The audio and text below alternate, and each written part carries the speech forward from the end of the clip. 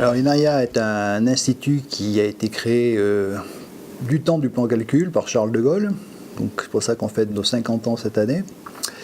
Et il y a eu une décision dans les années 70 de Raymond Barre qui a signé un texte qui crée INRIA à Sofia. Et donc on est arrivé en 80-81, au début hébergé au CMA, donc à l'école des mines. Les premiers chercheurs INRIA sont arrivés à l'école des mines. Et on a construit, donc le premier directeur s'appelait Pierre Bernard, et c'est lui qui, avec Gilles Kahn, ont construit INRIA Sophia Antipolis, qui s'est après appelé Méditerranée. Donc de 10 personnes, on est passé à 500 personnes. On a 35 équipes de recherche, équipes qui sont pour beaucoup communes, avec bien sûr l'université, donc l'université Nice Sophia Antipolis. On est membre maintenant de la commu Université Côte d'Azur, mais on est aussi présent depuis 2005 à Montpellier, avec quelques équipes, avec un objectif de créer une antenne. Et on est présent aussi à Bologne, en Italie, et à Athènes, avec des équipes communes avec l'Université de Bologne et l'Université d'Athènes. Alors, en informatique, dans les années 80, on travaille sur différents sujets qui sont toujours d'actualité. Ce qui signifie qu'il y a quand même une certaine constance dans la recherche, y compris dans la recherche en informatique et en automatique. Ces sujets tournent autour des langages de programmation, donc comment programmer de manière plus sûre, tournent autour de l'interprétation de signaux, dont Sophia a été champion en interprétation d'images, avec les succès que l'on connaît ou que l'on pourra réévoquer. En mathématiques, avec tout ce qui est lié à la modélisation, au calcul scientifique, donc notion de simulation d'écoulement, mais aussi dans ce qu'on appelle la théorie du contrôle, et qui a donné des applications assez rigolotes, entre guillemets, rigolotes au sens étonnante, en lien avec le vivant. Donc aujourd'hui, beaucoup de liens de la théorie du contrôle, de l'automatique, c'est dans les cellules, comment contrôler la régulation de gènes, comment contrôler la croissance de population, par exemple des microalgues, qui ont été développées évidemment avec des partenaires spécialisés des algues, puisque nous ne sommes pas des spécialistes des algues, mais en l'occurrence ici c'était avec Villefranche-sur-Mer. Le métier premier, c'est effectivement de faire des maths. Parce que même les fondateurs de Sophia, je pense en particulier à Gilles Kahn, l'objectif c'était de faire de la sémantique de langage de programmation, et donc de faire des langages bien fondés d'un point de vue mathématique. Et ça, c'était un trait commun sur l'ensemble des recherches, et à l'heure actuelle, et ceci ne fait que s'amplifier. La seule petite distinction que l'on pourrait faire, ce que je n'ai pas évoqué tout à l'heure, c'est Sophia a été leader et même pionnier sur les réseaux, notamment Internet, puisque la première connexion France-États-Unis, première connexion IP, elle est démarrée de Sophia.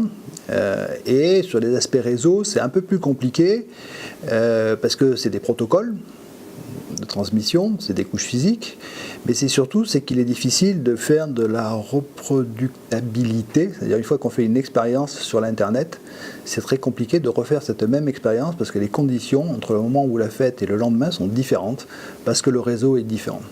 Et donc cette notion de reproduire l'expérience dans le monde des réseaux est compliquée. Mais on y travaille, et notamment aujourd'hui on a une salle anéchoïde qui permet de faire de la mesure et donc de reproduire des expériences et de reproduire des défections, et donc à ce titre-là de pouvoir tester la qualité des protocoles, la robustesse des protocoles à certaines défaillances. La création d'entreprises et plus généralement le transfert technologique et le transfert tout court, parce qu'il y a aussi le transfert par les hommes et donc par la formation, est une des missions d'INRIA, puisque INRIA a un double ministère, un ministère en charge de la recherche et le ministère en charge de l'industrie. Historiquement même, INRIA, quant à sa création en 1967, était rattaché au ministère de l'Industrie. Donc dans nos missions, il y a le volet transfert. Donc pour nous, discuter avec des entreprises, c'est naturel, c'est même historique. Et la création d'entreprises, après mûre réflexion qui date des années 80, le transfert via la création d'entreprise nous a semblé être le moyen le plus efficient de transférer. C'est-à-dire comment transférer des idées sur le marché, avec des produits bien sûr.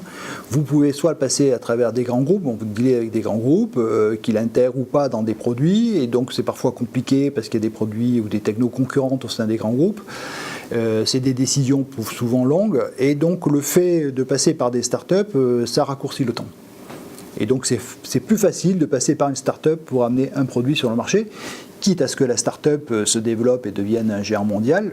Pour l'instant, malheureusement, on n'a pas tellement réussi. Soit racheté par un grand groupe, ce qui est la plupart du temps le cas, et du coup, ces produits se retrouvent intégrés. Si je reviens sur l'exemple d'E-Log, il est assez symptomatique, je vais vous donner un chiffre. Lorsqu'E-Log était en tant qu'E-Log tout seul, ils avaient un chiffre d'affaires autour de 100 millions d'euros, c'était difficile. Lorsqu'ils ont été rachetés par IBM, le mois d'après, ils avaient $1 milliard de chiffre d'affaires sur le même produit, les mêmes boîtes. Alors, les indicateurs économiques principaux en matière de création de start-up, il y a des chiffres qui sont faciles à avoir, c'est le nombre de start-up créées, dites issues de Inarian, sachant qu'il y a un certain nombre de start-up qui sont dans notre environnement et qui travaillent avec nous. Alors, dans nos critères, on a un critère précis pour la notion de issue d'eux. Issue d'eux, c'est à travers un contrat de licence au moment de la création, ou créé par une personne qui a passé minimum 1 an à l'Inarian, et qui est évidemment une start-up de techno. On ne va pas compter les pizzerias. Donc, il y en a eu 25 à ce jour, ce qui, grosso modo, fait presque un par an. Okay, ce qui est quand même pas mal. Alors, avec des hauts et des bas, des startups qui, je parlais d'E-Log tout à l'heure, ils sont montés à plus de 600 personnes. Alors, pas tout à Sofia, mais il reste encore des gens E-Log à Sofia, mais ils s'appellent IBM maintenant. Realviz est monté presque jusqu'à 100 personnes. Donc, si on regarde en matière d'emploi, on a largement créé plus d'emplois que le nombre de fonctionnaires Inarian. Ça, c'est clair. Et puis, ce qui est positif aussi, c'est qu'il y en a d'autres dans le pipe. Et ce qui laisse augurer des avenirs aussi positifs, qu'on va essayer d'ailleurs d'accélérer dans le cadre de l'Université Côte d'Azur, avec des moyens supplémentaires. Mais ce qu'il faut bien être conscient, c'est que les startups, c'est des hommes et des femmes qui les créent, c'est pas Inarian. Okay. Et donc ça signifie aussi que être en capacité d'embaucher des gens qui ont aussi cette appétence à créer des startups. Et donc c'est un peu la culture Inarian. Parce que je ne sais pas si ce sera le mot de la fin, mais ce qui est important à l'Inarian, c'est qu'on croit aux hommes et aux femmes. On ne croit pas aux structures.